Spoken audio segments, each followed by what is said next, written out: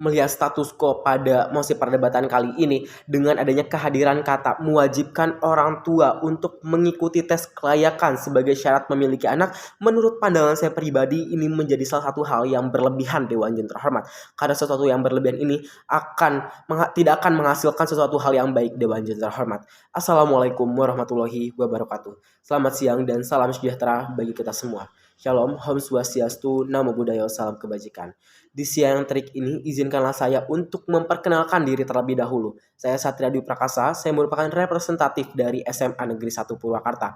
Pada mosi perdebatan kali ini, saya selaku tim oposisi sangat menolak dengan adanya mosi perdebatan kali ini yang berbunyi, Dewan ini akan mewajibkan orang tua untuk mengikuti tes kelayakan sebagai syarat memiliki anak. Dewan Jun terhormat, sebelum saya melangkah lebih jauh lagi, sebelum saya menyanggah pernyataan yang diberikan oleh tim pemerintah, izinkanlah saya untuk menyampaikan beberapa definisi dan juga kata kunci yang ada dalam mosi perdebatan pada kali ini. Yang pertama, ada kata mewajibkan.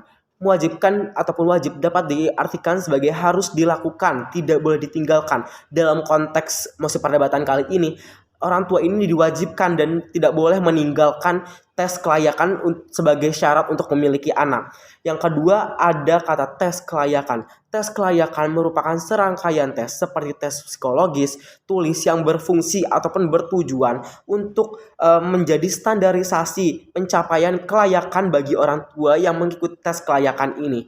Yang ketiga, syarat. Syarat dapat diartikan sebagai janji ataupun sebagai tuntutan ataupun permintaan yang harus dipenuhi. Pada mosi perdebatan ini, syarat ini dijadikan sebagai salah satu untuk memenuhi orang tua untuk memiliki anak. Dewan Jun terhormat, sebelum saya menyampaikan argumentasi yang telah saya hadirkan dalam mosi perdebatan kali ini, izinkanlah saya untuk menyanggah beberapa poin yang sudah dikatakan oleh tim pemerintah tadi.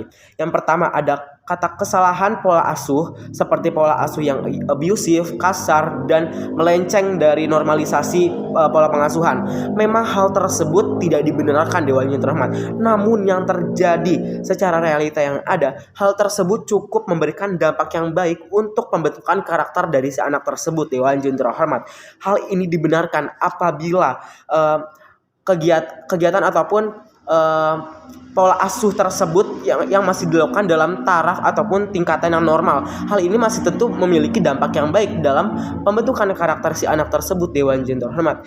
Tindakan ataupun pola asuh tersebut akan melatih anak dalam menghadapi kehidupan di masa yang akan mendatang Dewan Jun terhormat.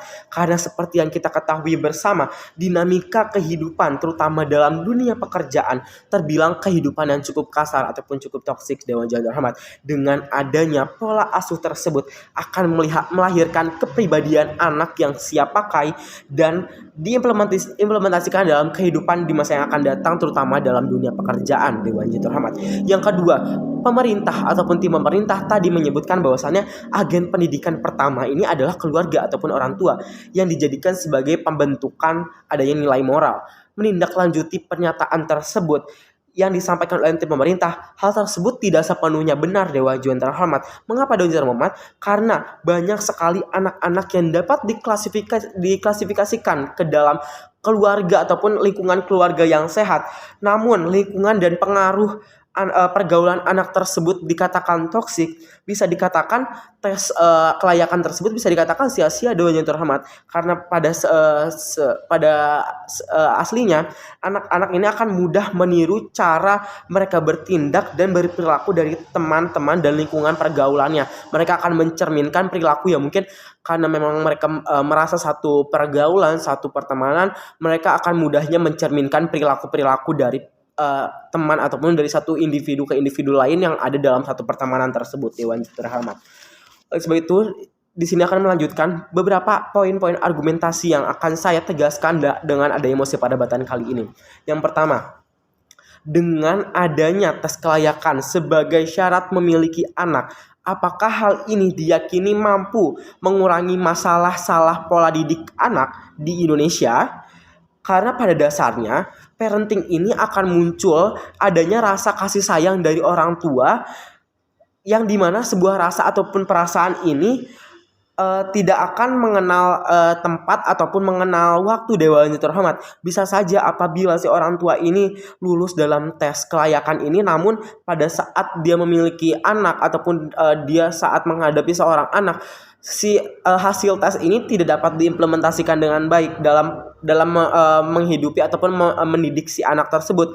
Hal tersebut sama saja bisa dikatakan adanya tes kelayakan ini menjadi salah satu tes yang sia-sia Dewan yang terhormat. Yang kedua, apabila tes ini tetap diadakan dan ternyata banyak sekali calon orang tua yang gagal mengikuti tes kelayakan ini ataupun dia tidak memenuhi standarisasi yang ada ataupun yang sudah ditetapkan oleh pemerintah untuk memiliki anak, pasti banyak sekali orang tua yang gagal dan dia tidak berkesempatan untuk memiliki anak.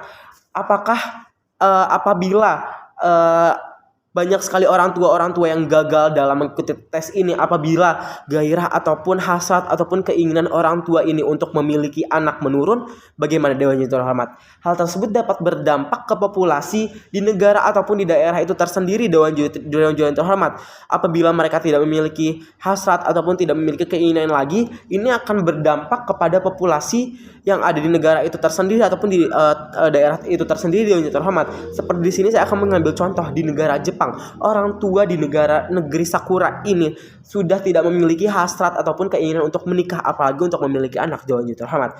Hal ini berdampak pada jumlah penduduk populasi di Jepang yang kian kini semakin menurun. Oleh sebab itu, dengan adanya tes kelayakan ini mampu berdampak hilangnya keinginan orang tua untuk memiliki anak, dan ini akan berdampak dan akan menimbulkan permasalahan yang cukup besar Dewan Juri yang terhormat. Dan yang ketiga, apabila orang tua pada saat mendidik anak sangat mengacu kepada parenting, tentu akan menghadirkan kuantitas yang berlebihan Dewan Juri yang terhormat. Orang tua yang terlalu mengedepankan adanya parenting akan membentuk karakter anak yang selalu mengandalkan orang lain, kurang mandiri atau bisa dikatakan sikap yang manja. Hal ini berpengaruh dan berdampak adanya kepribadian yang beresiko untuk mengalami gangguan mental Dewan Juri terhormat. Oleh sebab itu, dengan adanya masa perdebatan ini, Dewan Juri dapat menilai banyak sekali hal-hal yang harus diperhatikan dengan adanya uji tes kelayakan ini di sebagai syarat kelayakan untuk memiliki anak. Oleh sebab itu, saya selaku tim oposisi sangat teramat menolak dengan adanya mosi perdebatan kali ini yang berbunyi Dewan ini akan mewajibkan orang tua untuk mengikuti tes kelayakan sebagai syarat memiliki anak. Sekian, wassalamualaikum warahmatullahi wabarakatuh.